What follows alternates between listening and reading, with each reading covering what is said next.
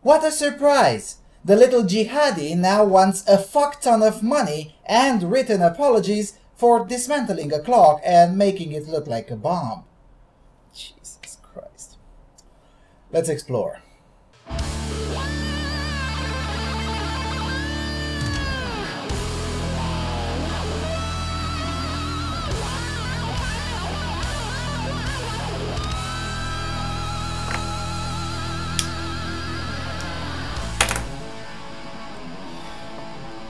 Hello everyone, and welcome to the Freedom Alternative.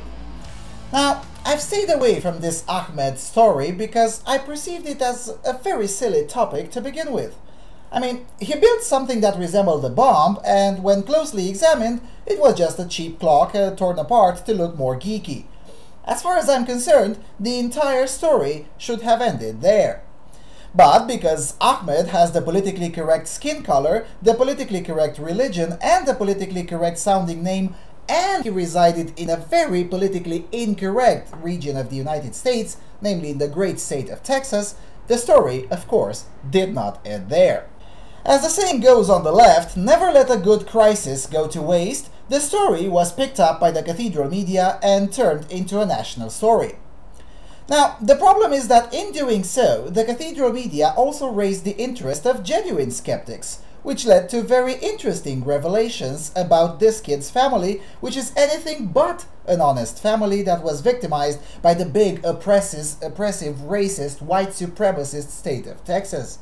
In fact, the more one looks into the story, the more one has reasons to assert that the school did not act fast enough and harsh enough. This kid's sister, for instance, was previously suspended after bragging to wanting to, blowing up the school. Ahmed's discipline record was also quite thick and far from being the model kid who invented stuff as he was first described by the cathedral media. Oh, and some of the records are now being blocked from publication by the family, and this comes as no surprise as the kid's father is a notorious kebab agitator. So under these circumstances, the audacity of demanding $15 million as compensation is over 9,000. The Independent reports, quote, "The family of Ahmed Mohamed, the Texan schoolboy who was arrested after taking a homemade clock to school, has demanded $15 million in compensation and written apologies from the local mayor and police chief. In letters sent on Monday, the lawyers said that if the city of Irving and Irving School District did not agree to the apologies and compensation, they would file a civil action." Tofutos moții mătii de kebab. Civil action. Look, here's the deal. This judicial system of the United States was designed with normal and sane people in mind. It was not designed for fraudsters and loons to sue for everything and anything and get rich from bullshit compensations over bullshit transgressions.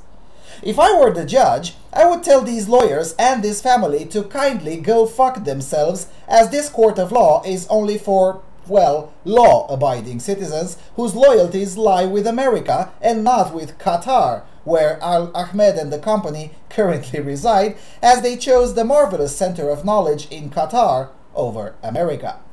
I mean, seriously, is anyone genuinely convinced that Ahmed and his family's loyalties lie with America? If that were the case, they surely wouldn't have been in a rush to be overjoyed by a meeting with the war criminal Omar al-Bashir, the de facto Sultan of Sudan. Don't you think? If their loyalties had lied with America, they would have gladly taken the offer from MIT, smile and wave at the meeting with Hussein Obama, and then let the whole thing go, as that in and of itself was compensation enough for any transgression, real or imaginary. But that didn't happen either, didn't it? From where I'm standing, this story needs to be quashed in a very comprehensive manner. The lawyers with that audacity should be swiftly disbarred, and a judge should place a permanent injunction on any further cases related to this matter. It's time for this lunacy to end.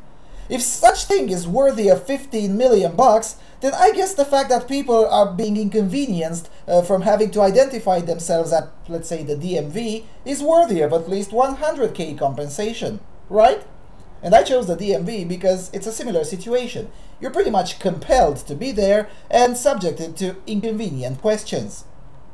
Why should teenagers with severe discipline problems be more entitled to compensation than normal, law-abiding citizens? Jesus Christ, what a retarded story.